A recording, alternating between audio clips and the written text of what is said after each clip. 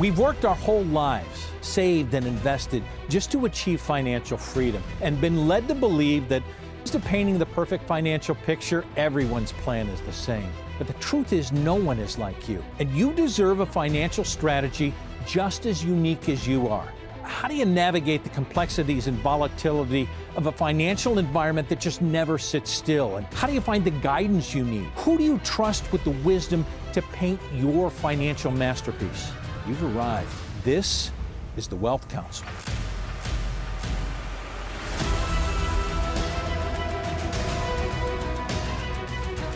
Welcome to the Wealth Council. I'm Brad Johansson, where we present the Council's knowledge on your wealth.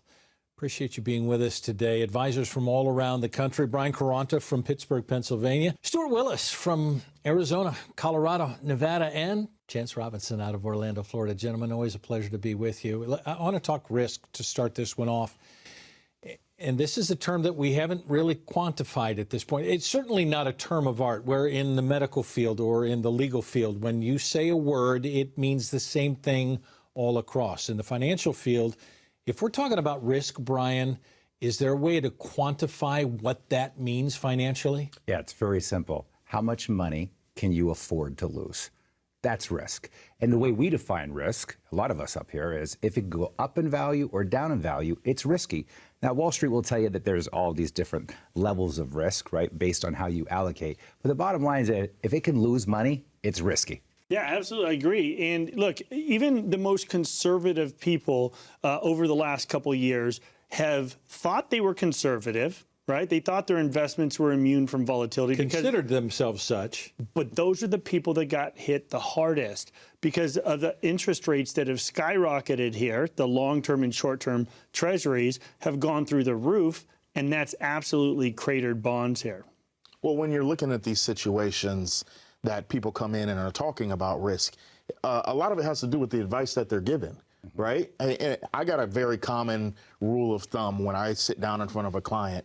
It's simply this: protect what you can't afford to lose. That's right. If I am sitting in a position that I can't afford to lose 30, 40, 50% of my portfolio, then don't have that much at risk. No, it's just precisely why, you know, when I was in Las Vegas a while back, I remember watching somebody at the craps table. And it was interesting because their reactions, it was very clear, transparent to everybody, that person couldn't afford to be risking the money they had at the table. Yep. Because other people that were losing were having a great time. This person looked like everything was on the line. And I think it's the same thing with retirement. Don't gamble with the money that you can't afford to lose. Yeah, Let that change. I think also, you know, if you look at what Stuart shared in regards to the people that were the most conservative actually lost the most. I mean, I think it was last year, the year before, the 20-year Treasury was down somewhere around 20%, 19, 20%. I mean, that's a big loss to take when you're in what you would consider a very safe investment. And there's a lot of people out there that thought they were protected and weren't because of the rising interest rates. How do people who are sitting in a position of saying, I know who I am, I'm conservative, I'm not going to jump out there and be risky, and sit with that position because someone has told them this is a nice conservative portfolio? Yeah. I mean, here's the interesting thing. Like, There's a lot of ways that people mess up their investments, mess up retirement.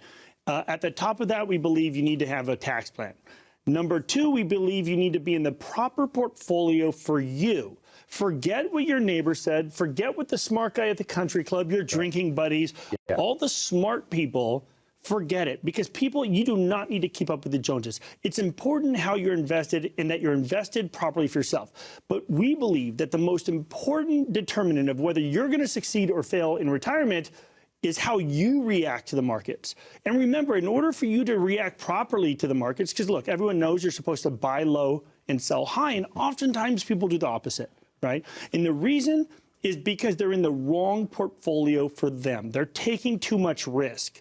And you need to understand truly how much risk you're taking and how much you're comfortable with. If we know that this is the formula, buy low, sell high, and you're telling me that most people are doing the opposite? Yeah. How do you find that most people are doing the opposite? Well, because they're usually bailing out of the markets at the wrong time because they're risking money they can't afford to lose. With a proper plan, you should be able to hang through market volatility. The problem is when you risk 100% of your life savings, you're talking 30, 40 years of work that people are being convinced to risk, right? They should not be risking 100% of their life savings. Most people that are retiring today can't afford to do that because they need to live off of that money for the rest of their lives in the form of income. So if their portfolio starts to go down and they plan on living off of that and they're taking money out, they are compounding losses, they are locking into losses, and this is when they'll get frightened and sell at the wrong time because they're afraid of that account balance going to zero. Here's what I get. This is maybe another term of art that's a little waffly here. The long haul, we hear, Chance. I'm going to be in it, or I have a guy that tells me I'm supposed to be in it for the long haul. The thing that's interesting about that commentary is, you know, when you sit down, how many of you, you know, out at home have heard, oh, it's a paper loss, don't worry about it, it'll come back, right? Right. And in the funny context to me, I'm like, we can all put this into a really simple context. If we all had $100 at the table and we're sitting at the blackjack table, I'm a blackjack guy, right? And my 100 goes to 2, and then 2 goes to 3, and 3 goes to 4. When's the best time to get off the table? Right. We all know it, but what does everybody do? Yeah. Oh, I'm on a roll. Yeah. I'm hot. You know, I can't going. lose. And then what happens? If you play long enough, the house always wins. The market is the same thing, right? It works the same exact way. We understand that. So when I say protect what you can't afford to lose, don't play with what you can't afford to lose. If I'm sitting in this situation and I know if I lose 30% of this, if I lost 30% of that $100, right, what do I got? I got $70 left, right? To get back to 100, what do I need to get back? It's not 30% because 30% of 70 isn't going to get me there. I need a 43% return to get back to 100. Yeah, right. So the question is, when we look at the context of how the market really performs, when we see that 30% drop, what is the average investor really earning, and how long is it going to take to get back to where you're at today? Well, you know, it's a valid point. And I think the good news is that now we're starting to see interest rates spike, right? We're seeing all-time highs. Basically, we haven't seen this interest rate environment since 2007, I believe it was, 2006, and for the 10-year Treasury. The good news is that it's a great time to start considering refinancing your retirement, because now that interest rates are high, for those people that can't tolerate the markets, that can't tolerate volatility, there are safe places now to put your money long term at some of the greatest rates we've ever seen. And it's not whether or not the markets will come back. I mean, the markets do come back over time. The question is, are they going to come back in the time period you need it to come back in, when you are going to need your money the most? And that's the mistake we see most people making. And remember this, it's really easy to tell somebody to take risk with their money, especially if they get paid a fee or commission to do it. Correct. You know what your risk tolerance is? Why is knowing your risk tolerance so important? Is your financial advisor's idea of risk the same as yours? And how do you know? Find out where you stand. Receive your personalized Wealth Counsel risk report right now. And all you have to do, call the number below or scan the QR code. The Wealth Counsel returns after this. Focusing on the financial aspect of retirement is important, but how does the change of pace in life affect you emotionally? After this. Are you preparing to make your retirement funds work for you while not taking too much risk? While there is no substitute for sitting down with an independent financial advisor, why don't you learn the strategies of investing as well? Call for your free retirement investing guide from the Wealth Counsel right now to learn about investment strategies that align with your goals. Call for your free retirement investing guide from the Wealth Counsel right now. 844-463-3466. That's 844-463-3466. Welcome back to the Wealth Counsel. I'm Brad Johansson here with Tom Mosley out of California, Prashant Sabapathy out of Baltimore, Maryland. Gentlemen, we just finished the last segment in the other studio talking about risk management, risk tolerance, people becoming scared. I think it takes us into this emotional part of financial planning where people really aren't prepared for some of the emotional changes, or really aren't necessarily, you shake your head before I even finish the sentence, emotionally unprepared for what they're in for right now. Why do you shake your head with that? It's the twilight zone. I mean, it really is. It's not the twilight of life, but it's because it's going to be 20 or 30 years for a lot of people, but it's an unknown. They've from the time they were in kindergarten, they had something to do from Monday through Friday. They went to school and then they went to work in general. Or This was their identity. They had a pattern. And then when they break that pattern, I had one couple one time told me, they said, I used to spend a lot of money on Saturdays. And now I go to Home Depot every day and I go to Michael's every day and we spend a whole lot. So there's a whole different pattern in retirement because every day is a holiday. So it creates a lot of discomfort because we are creatures of habit if we're anything. And that may be a form of, I've always had structure. Yeah. Mm-hmm. And now it's so unstructured, I'm emotionally unprepared for what the risk may be going down the road. Am I tying those two together in the wrong way? No, I think you're exactly right. I mean, it's absolutely a disruption of lifestyle. And so we're creatures of habit. And anytime there's an interruption to that, it's almost like a big culture shock that we have to readjust and get used to. And so one of the things that we always talk about, at least in our practice with the folks in Washington, D.C. and Baltimore, is why not try to test drive your retirement a little bit? Instead of just going from working full time to being fully retired, why not scale into that, ease into that, adapt to the lifestyle so that you can have a really better understanding of what life may look like? I think that's a great way to ease into it without really creating that culture shock. Tom, you've actually been in the ministry as well as being in financial services. Is there something that correlates with a faith-based lifestyle, an understanding of where we are, and moving into another world that kind of correlates? We need to understand that we're going to be different and it's okay to be a little bit uncomfortable with a new financial plan? I think that's true. When you take it on a faith basis, the Bible tells us very little about heaven because that's the uncertainty in the future. We know it's going to be great. And I think retirement can be great, and retirement is great for people. But if you add the biggest uncertainty, I think, with the people that we run into in California is, where's my income coming from? What kind of solid income? Because every single 2 weeks, 1 week, 1 month, they got a what? They got a paycheck. That's right. And so that uncertainty, if you don't have a written plan that lays that out, and that's the foundation of a good retirement plan, is where's my income coming from? And if you don't have that in place, people are thinking that their income's coming from their savings. Oh, yes. I mean, that's what they think. And, at the end of the day, it's just about money in, money out. And when you retire, it's all about where the money in is going to come from. If it's not coming from a paycheck, it's got to come from things like Social Security.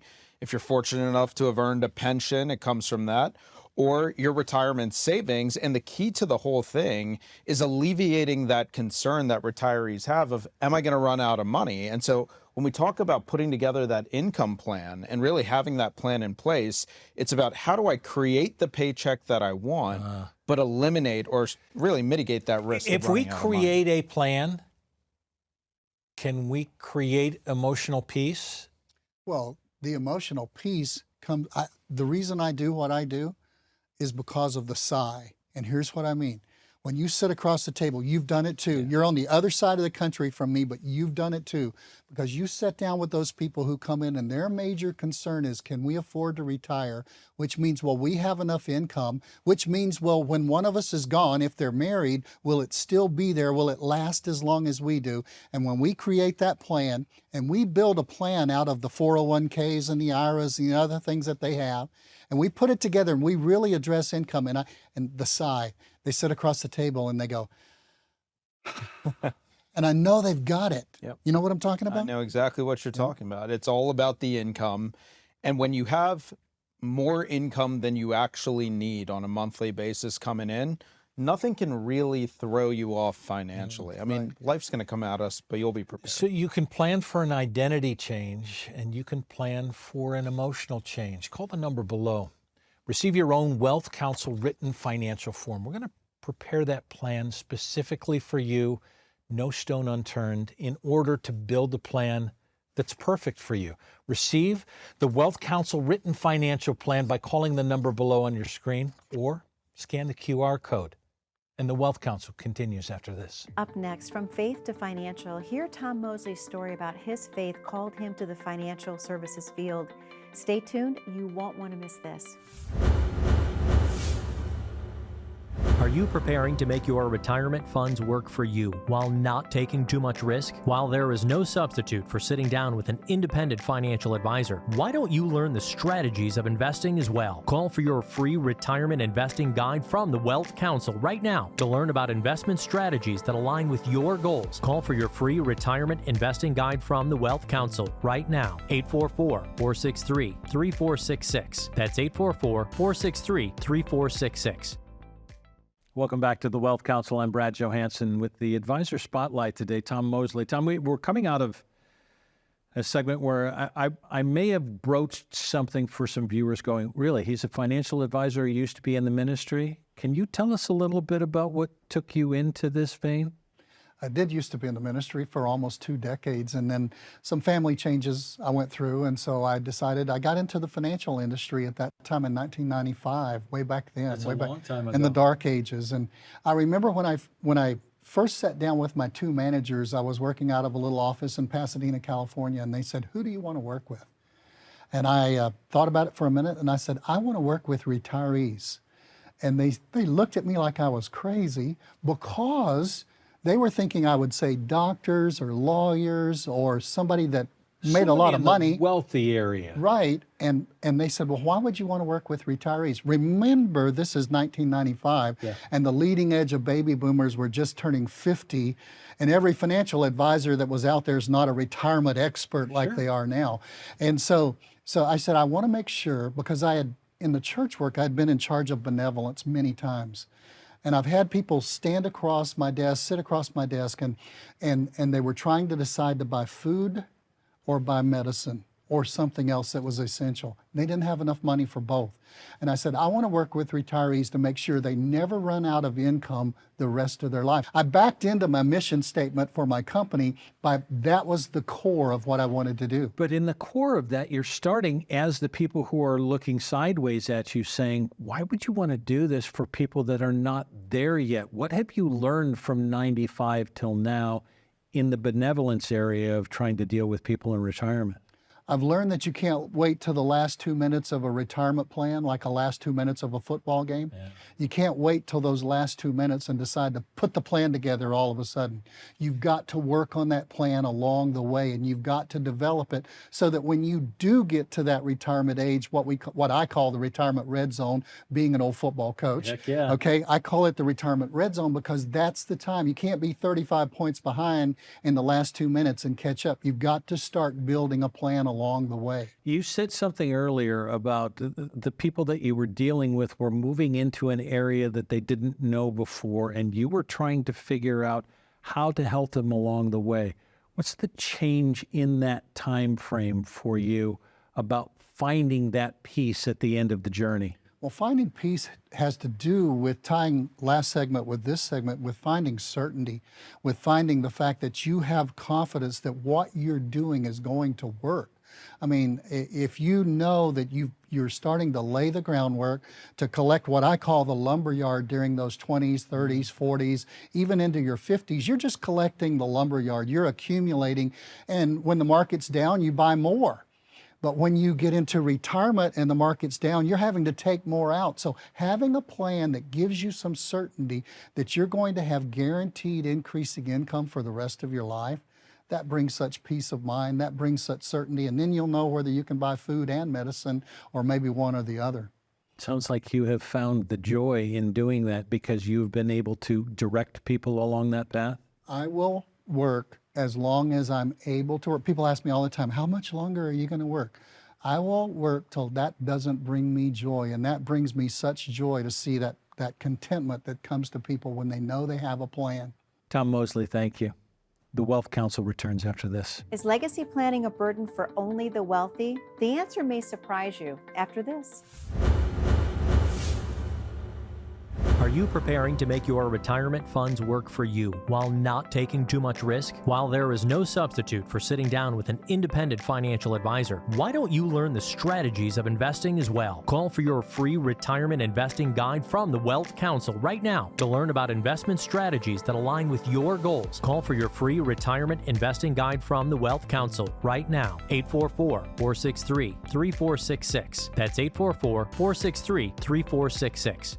Welcome back to the Wealth Council. I'm Brad Johansson. Gentlemen, always nice to have you with us. And we're talking about something that goes to the end, maybe, of the retirement plan, or some people actually believe goes opposite of the retirement plan and may be confused. We're talking about legacy planning.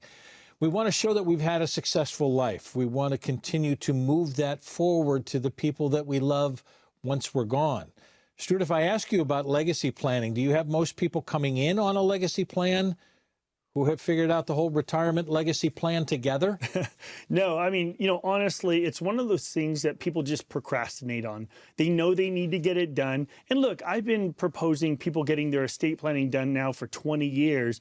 And to the truth is, I'm a bit of a hypocrite because I just got mine done last year. Oh boy! Right, and right. I always say, do as I say, not as I do. Right, just to be clear, you procrastinated like everybody else. Everybody else does too. So it's a human instinct to do that. And I think one of the important things to do is just to make sure the whole purpose of an estate plan is to make sure you have the people in charge that you want in charge and that you're giving your money to the people you want to give it to. You don't want to let the states determine who gets your money. And you don't want the attorneys involved because they end up just eroding tons of your life's work. Yeah, well, not only that, but you don't want the IRS to become the largest beneficiary of your money either. In what way? Well, so take retirement accounts, for example.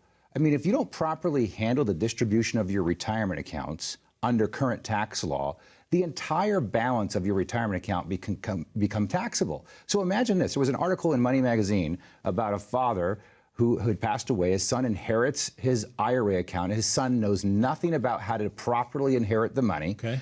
The son takes the money as a lump sum, $500,000 lump sum, and winds up owing the IRS over $240,000 in taxes. We're talking about almost half of the IRA wiped out in taxes alone because Dad didn't set up the beneficiaries correctly. And beneficiary documents come on retirement accounts, 401ks, 403bs, 457s, IRA accounts, Roth IRAs. If those are not set up correctly and that money does not go to the beneficiary of your choice, or the beneficiary takes as a lump sum, you're talking about the IRS becoming the largest beneficiary. Look, we ask all the time. In a previous show, you asked me the question of, why should you hire a financial advisor, right? Why not just, the do-it-yourselfers want to do it themselves? And here's the issue. The mistakes can be incredibly costly. Yeah. Like Brian just said, listen, if your beneficiary doesn't have somebody guiding them, they may just check lump sum, right? A lot of people don't take payments. They don't understand the implications. And look, we make a real clear commitment to our clients. And what we tell them is, I promise you, I will be there for your surviving spouse. We will be there for your kids. Yeah. But you have to have your stuff in order. You have to have your affairs in order. And a big part of that estate plan and legacy plan is the living trust itself. It's a huge part of people's estate So plan. how common is this case of $500,000? And it may not be $500,000. It may be more. It may be less. How common is it that somebody is leaving something to someone, that son gets, oh my gosh, my dad gave me $500,000. I'm in great shape. And now 6 months later, I'm in trouble. Yeah. Well, it happens more than you think, and that's because most people don't understand how important that beneficiary document is. How about this? You lose your spouse later on in life, right? And you get remarried, and you now name your new spouse as the primary beneficiary in your retirement account. You die, that new spouse that you just married now legally owns 100% of that money. That new spouse can disinherit your children because that new spouse can change those beneficiaries to whoever they want. And this is why a good estate plan could prevent that from happening, to make sure that the monies get to your loved ones. And we hear all the time about these kids that are successful on their own. They don't want my money. They don't need my money. Look, if you want to see the Jerry Springer show, come to my office during an estate settlement here, right? The first time I was showing my mother-in-law my new office in Arizona, We had a guy peeling out because he was like peeling out donuts because he was upset he was disinherited. And I'm telling you, have your affairs in order. Let the document speak. Yeah, I threw those numbers out. Isn't there a thought that this estate planning stuff is for the wealthy or the ultra wealthy? Yeah, well, I don't need that. Well, you would think that, but everybody needs an estate plan. You know, even someone with a small amount of money at least needs a basic will. There's a lot that goes into it, and to make sure that it's done right, your financial advisor, your estate planning attorney, they should all be on the same page. The biggest mistake we'll see a lot is the estate planning attorney's doing one job, the financial planner's doing another, and the left hand doesn't know what the right hand's doing. And this is why you want to work with a good fiduciary firm that may house all of that in one place. Mm-hmm. Stuart, Brian, thank you. Estate planning isn't just for the ultra wealthy. It's for those who want to leave a legacy for their loved ones. Learn about the 5 crucial estate planning documents that everyone should have in tax planning strategies. All of those and more will be included if you call the number below or scan the QR code. Receive your own Wealth Counsel estate planning guide. The Wealth Counsel continues after this.